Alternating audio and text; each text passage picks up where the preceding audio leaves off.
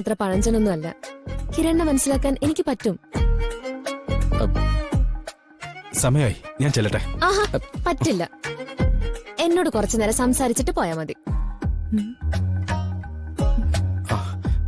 Class time late ആക്കാൻ പറ്റില്ല അഞ്ജലി. ഇത് കഷ്ടമായല്ലോ. എനിക്ക് കിരണിനോട് സംസാരിച്ച് മതിയായില്ല. കേൾക്കാൻ പറ്റുന്നില്ലല്ലോ. നമുക്ക് സംസാരിക്കാൻ ഇനിയും സമയമുണ്ടല്ലോ. അതൊക്കെ ശരിയാ. ഈ ലൈഫ് മുഴുവൻ നമുക്ക് സംസാരിക്കാനും ഒന്നിച്ച് ചെലവഴിക്കാനുള്ളത് തന്നെയാ.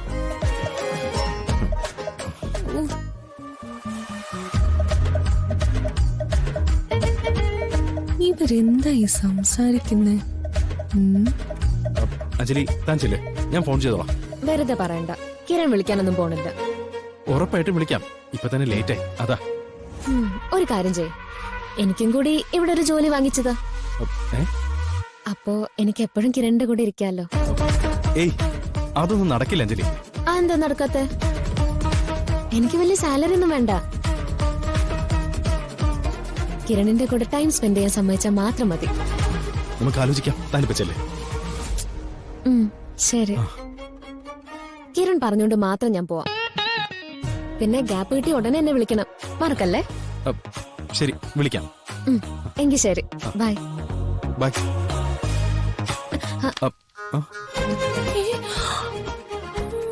അല്ലെങ്കിൽ വേണ്ട, ഞാനിപ്പോ പോകുന്നില്ല. കിരൺ പഠിപ്പിക്കുന്ന സ്കൂളും കുട്ടികളൊക്കെ ഞാനൊന്ന് കാണട്ടെ. അത് പിന്നെ ആർക്കാ സംശയം? പിന്നെ പാർട്ടിയുടെ കാര്യമൊക്കെ എന്തായി? ആദ്യമായിട്ട് നടത്തുന്ന പാർട്ടിയാണ്, ഒരു കുറവും വരുത്തരുത് അല്ലേ? ആ കാര്യത്തിൽ ചെറിയച്ഛന് ഒരു സംശയവും വേണ്ട. ഇവന്റ് മാനേജ്മെന്റ് ടീം ഇപ്പൊ എന്നെ വിളിച്ചത്. അവരിപ്പോ ഉടനെ എത്തും. അവരെന്തിനാ ഇപ്പൊ വരുന്നത്? ഇരിക്കും. അമ്മ, വീടും മറ്റും ഡെക്കറേറ്റ് ചെയ്യുന്നതിന്റെ പ്ലാനിംഗ് ഒക്കെ ഇല്ലേ? ഒരു കാര്യത്തിനും യാതൊരു കുറവും വരുത്തരുതെന്ന് ഞാൻ പ്രത്യേകം പറഞ്ഞിട്ടുണ്ട് അവരോട്. മേഡം എടുക്കി ഇങ്ങനെ തന്നെ വേണം.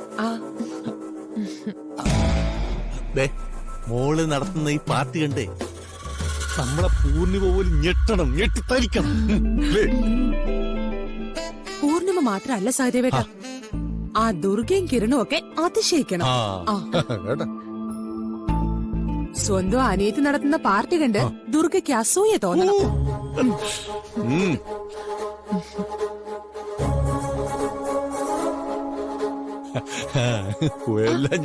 അവരെത്തിയല്ലോ.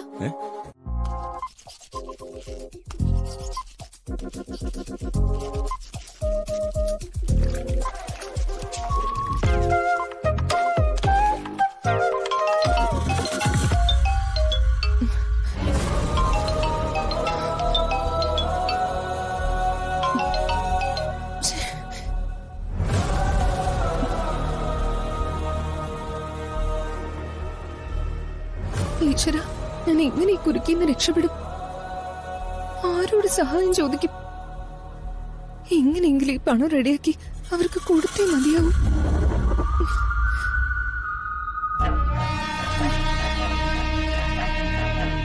അബിയോട് ചോദിച്ചാലോ? സോഷ്യൽ മീഡിയയിൽ നിന്ന് അത്യാവശ്യം റവന്യൂ കിട്ടുന്നല്ലേ? എന്തോ ഉണ്ടല്ലോ.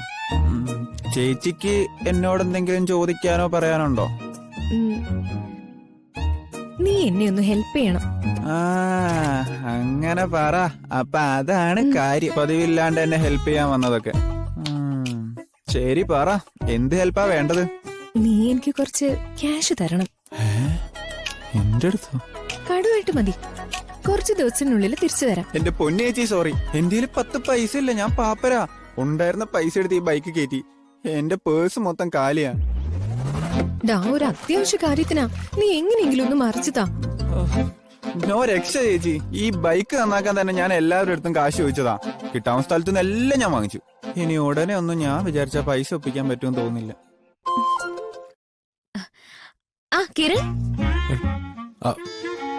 ടീച്ചറെ, ഞാനിപ്പോ വരാം.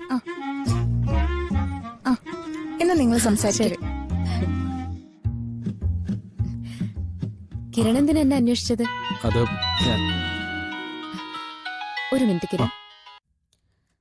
അച്ഛാ, ആണോ? ഞാൻ വരണോ? നിർബന്ധാണോ അച്ഛാ? ശരി, ഞാൻ വരാം. ബൈ. അച്ഛനാ വിളിച്ചത്. ആ. വൈകുന്നേരം ഒരു ഫംഗ്ഷൻ ഉണ്ട്, അച്ഛനോടൊപ്പം ചെല്ലണമെന്ന്. ആഹാ, നല്ല കാര്യം. എനിക്കത്ര നല്ല കാര്യമായിട്ട് തോന്നിയില്ല. വൈകുന്നേരം കിരണിനെയും കൂട്ടി കറങ്ങാൻ പോവാലെന്ന് കരുതിയിരിക്കുകയായിരുന്നു ഞാൻ. ഓ, രക്ഷപ്പെട്ടു. കൃത്യസമയത്ത് അച്ഛൻ വിളിച്ചത്. അല്ല, കിരൺ എന്തൊന്നും മിണ്ടാത്തെ? ഏയ്, ഒന്നുമില്ല. കറങ്ങാൻ നമുക്ക് വേറൊരു ദിവസം പോവാന്ന് ചിന്തിക്കുമായിരുന്നു. അതെ, നമുക്കിനി ഒരുപാട് സമയമുണ്ടല്ലോ അല്ലേ? അതെ. ആ, സമയം ഒരുപാടായില്ലേ? അഞ്ജലി എന്നാ ചെല്ലേ. അധികം നേരം ഇവിടെ നിൽക്കുന്നത് ശരിയല്ല. ശരി, ഞാൻ പോയേക്കാം. ആ. പക്ഷേ എനിക്ക് കിരണിനെ കാണാൻ തോന്നുമ്പോഴൊക്കെ ഞാൻ ഇങ്ങോട്ട് വരും. ആൾക്കാരൊക്കെ ശ്രദ്ധിക്കുന്നുണ്ട്. താൻ നേരെ ഇരിക്കുക. ബൈക്ക് ടാക്സിയിൽ പോകുമ്പോ പോലും ഇങ്ങനെ ഇരിക്കരുത്. ഞാനേ ഇപ്പൊ ഇങ്ങനെ ഇരിക്കുന്നുള്ളൂ. അതെന്താ? ഞാൻ അടുത്തിരുന്നാലേ അത് ചിലർക്കൊക്കെ ഇഷ്ടപ്പെട്ടില്ലെങ്കിലോ? ആർക്ക്? ആർക്കാണെന്ന് കിരൺ അറിയില്ലേ? താനെന്താ ആ അഞ്ജലി ഉദ്ദേശാണോ പറയുന്നത്? ആ, ആണെങ്കി എടോ, അവള് വെറുതെ ഓരോന്ന് പറയുന്നതാ. വെറുതെ ഒന്നും പറയുന്നതല്ല. She's dam serious. ഒരു പെണ്ണിന്റെ മനസ്സേ എനിക്ക് മനസ്സിലാവും. ഒരിക്കലും അവരെ സ്നേഹിക്കുന്ന പുരുഷന്റെ അടുത്ത് മറ്റൊരു പെണ്ണ് ചേർന്നിരിക്കുന്നതും പെരുമാറുന്നതും ഒന്നും അവർക്ക് സഹിക്കാൻ പറ്റില്ല. ഞാനെന്തിനാ വെറുതെ അവളെ ശത്രുവാക്കുന്നത്? എടോ, താൻ ഈ പറയുന്ന പോലെ ഞങ്ങൾക്കിടയിലില്ല.